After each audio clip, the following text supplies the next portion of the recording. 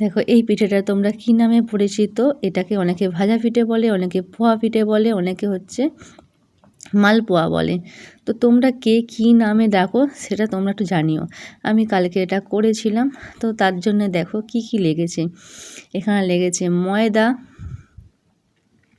500 গ্রামের মতন ময়দা ছিল, তারপর একটা সুজি আর চিনি আর সাদা তেল। দেখো এবারে ময়দাটাকে আমি ঢেলে নিয়েছি একটা গামলিতে, ভালো করে ময়দাটাকে ঢেলে নিয়েছি। নিয়ে এখানে দিয়ে দিয়েছি দেখো এতটা পরিমাণ সুজি। তোমরা না চালের গুঁড়ো অ্যাড করতে পারো, চালের গুঁড়ো অ্যাড করলে একটু শক্ত শক্ত হয়, আর সুজি ময়দা দিয়ে করলে বেশ নরম তুলতুলে হয়।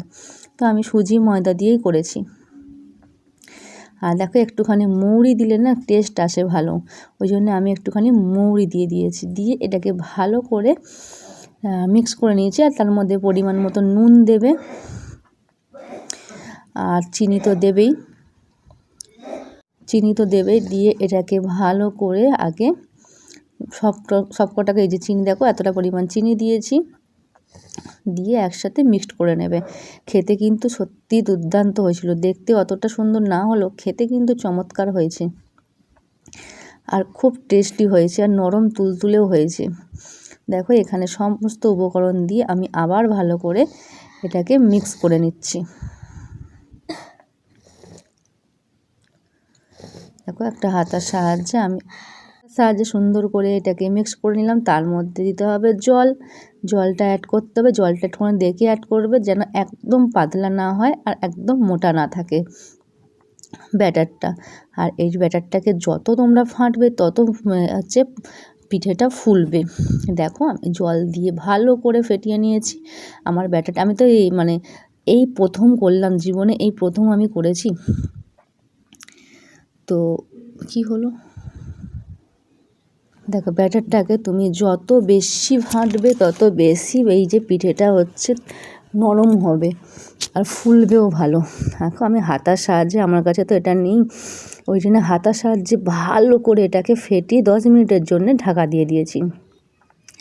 10 মিনিট পর দেখো কড়াতে তেল দিয়ে দিয়েছি, সাদা তেল বসিয়ে দিয়েছি, দিয়ে এটাকে খুলে নিয়েছি।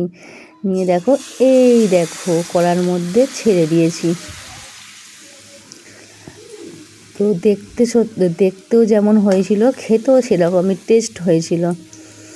তো আমি তো এই প্রথম বানালাম, আমি আগে মায়ের হাতে খেয়েছি বা যা করে দিয়েছে খেয়েছি, কিন্তু এই প্রথমবার আমি শ্বশুরবাড়িতে এটা বানিয়েছি। তো সবারই খুব খুব ভালো লেগেছে খেতে। দেখো ফাটিয়েছি বলে না, দেখো কি সুন্দর ফুলেছে, দেখেছো? একদম লুচির মতন ফুলে উঠেছে। ওই জন্যই বলি না, যত ফাটবে তত সুন্দর করে ফুলবে। যাই হোক, পিঠেটা কেমন লাগলো তোমরা কমেন্ট করে অবশ্যই জানিও। দেখো সব কটা হয়ে যাওয়ার পর এত সুন্দর লাগছে, আর খেতে তো অসাধারণ হয়েছে। তোমাদের যদি ভালো লেগে থাকে তাহলে চ্যানেলটা সাবস্ক্রাইব করে দিও, লাইক কমেন্ট শেয়ার করে দিও। টাটা, ভালো থেকো সবাই।